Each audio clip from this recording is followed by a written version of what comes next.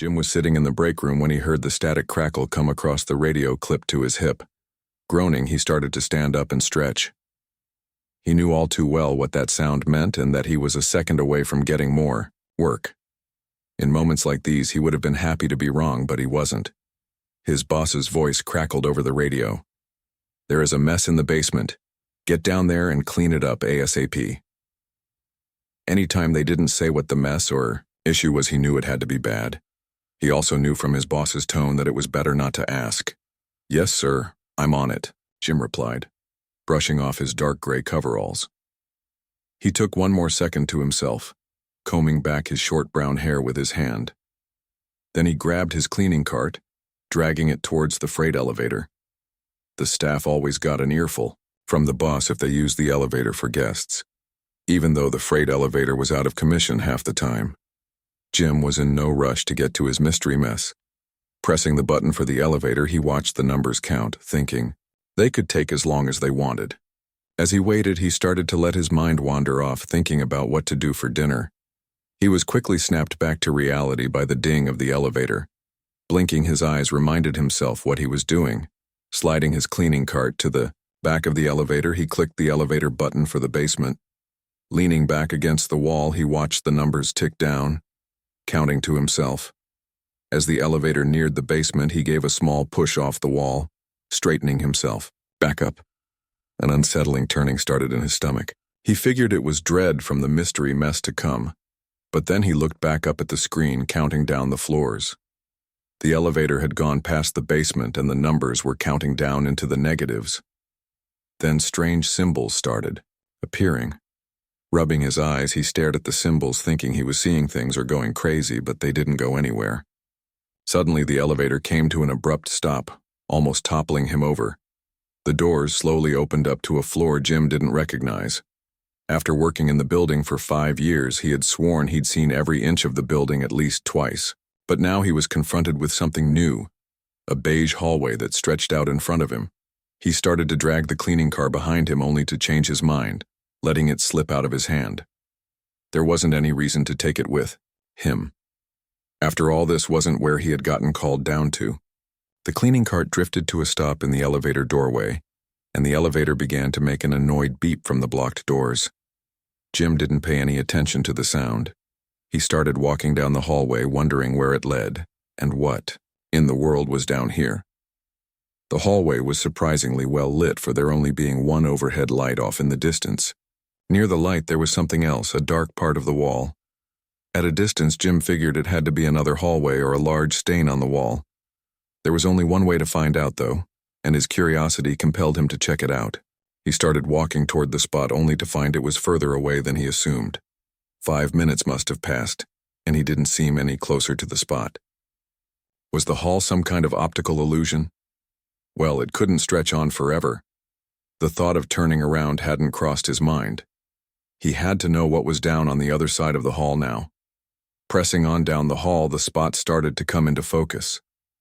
It wasn't a stain on the wall. It was another hallway, or at least an alcove. That reassurance that it wasn't a complete waste of time gave Jim a boost of energy, speeding up his pace. Still, after another 5 minutes of walking, it started to feel strange that the hallway could be this long. Surely it had to be running under other buildings.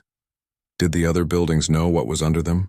Maybe this was some forgotten system connecting them. As Jim got closer, he realized it was an alcove waiting up ahead for him. Nestled in the recess was a small tree that he suspected to be about waist high. The peculiar thing about the tree is that it wasn't in a pot. The roots had pierced right through the carpet and concrete floor. Tucked in amongst the roots was a small round lump the shape of a pine cone that Jim couldn't quite make out from where he was.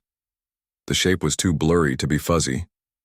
After coming all the way down the hall, he figured he might as well see what it was. He knew we would already catch an earful from his boss about his little detour, but maybe his boss would understand. Did his boss even know about this place? If he did, he had never mentioned it. A shudder rolls through me. "Does anything look out of place?" Wallace asks. My eyes scan the room. The toys, the clothes, the tiny pink slippers beside the bed. Then I see it. Mr. Flop. He sits on the floor near the closet, half hidden in the shadows. I didn't notice him before, but that's not what makes my stomach lurch, it's the way he's positioned.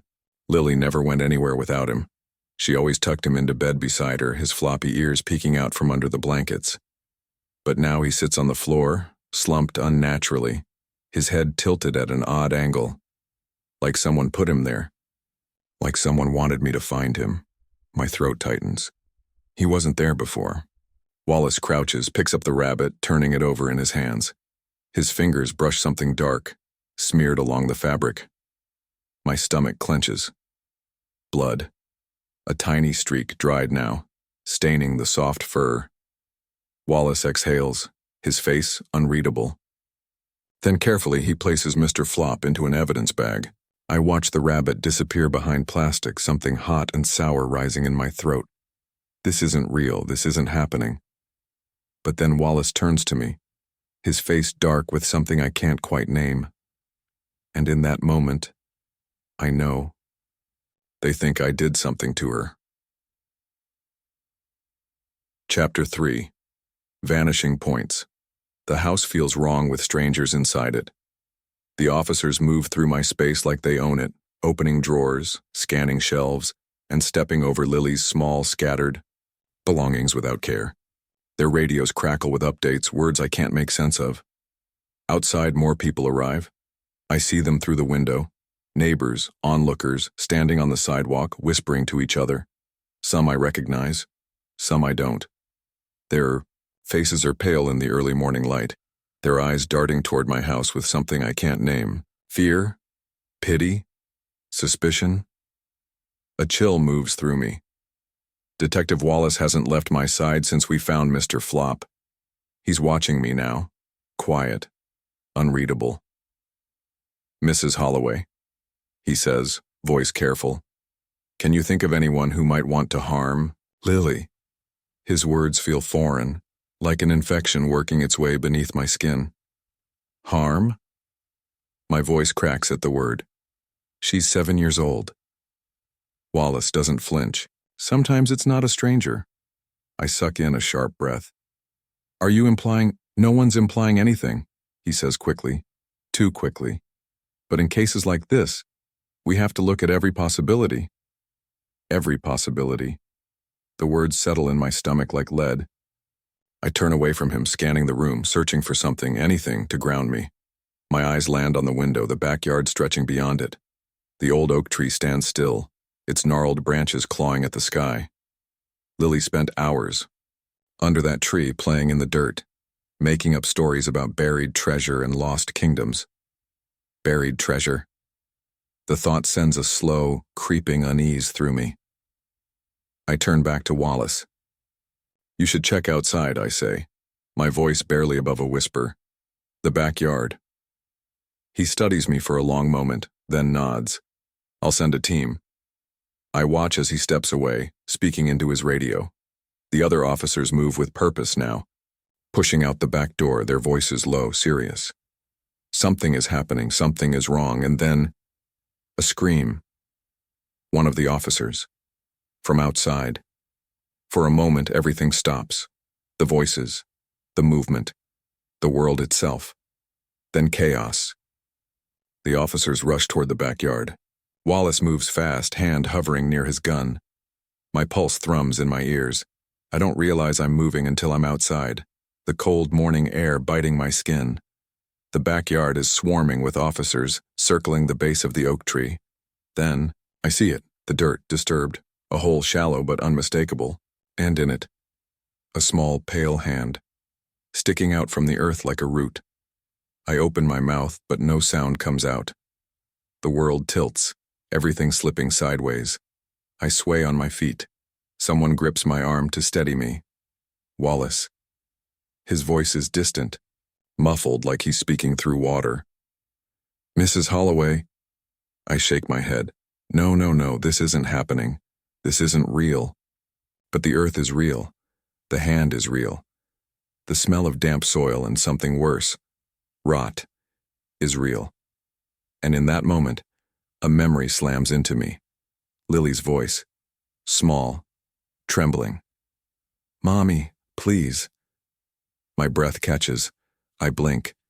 And for just a second, just the briefest moment, I see her, standing at the edge of the yard, barefoot.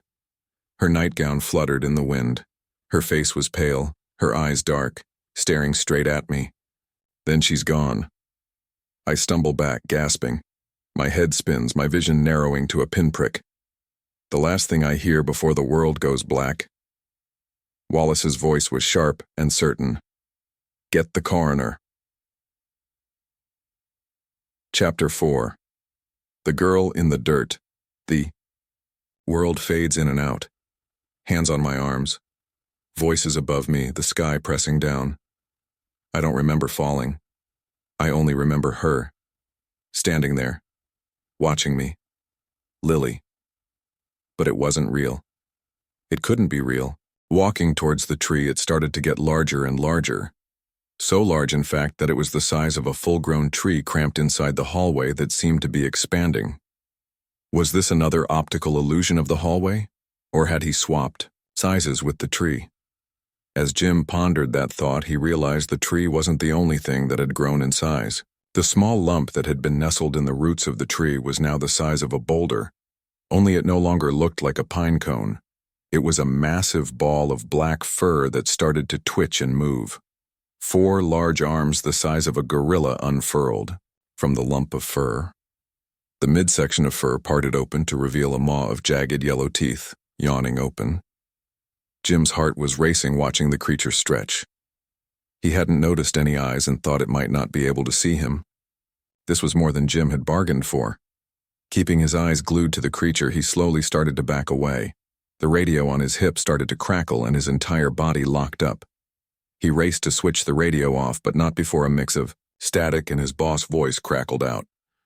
The creature snapped to attention, facing the sound.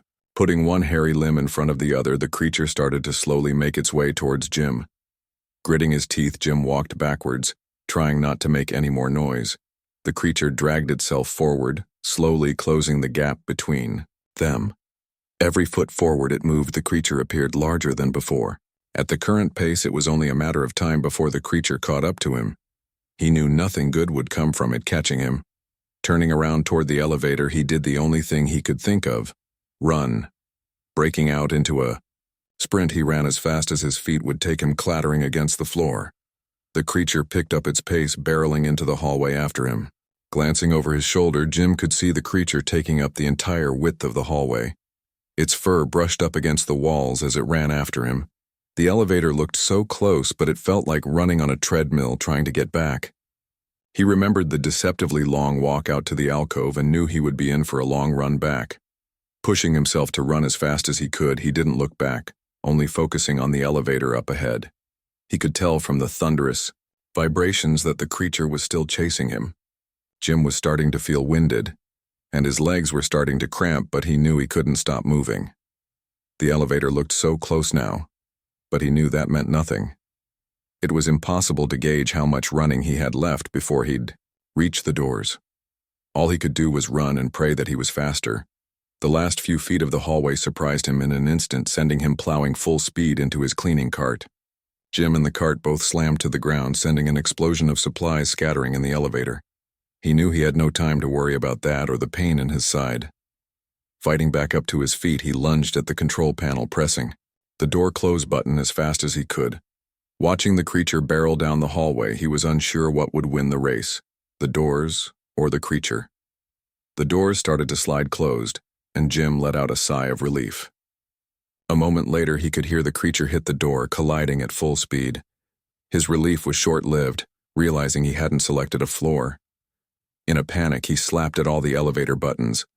The elevator gears wound slowly ascending, pulling the elevator back up. Jim couldn't stop his hands from shaking as he tried to pick up his supplies, setting them back in the cart. He couldn't worry about that right now. He sat on the floor, panting, covered in sweat.